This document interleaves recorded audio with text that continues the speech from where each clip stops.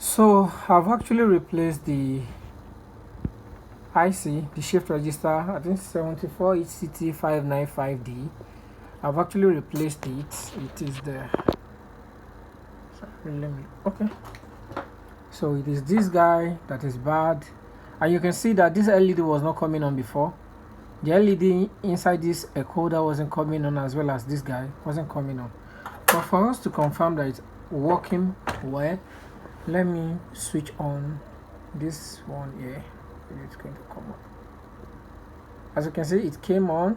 This came on. You can see.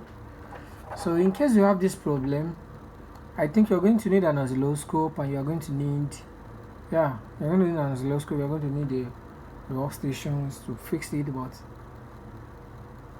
if you have the problem like this, you can actually follow this procedure. And if you like my video, kindly like, subscribe, and share.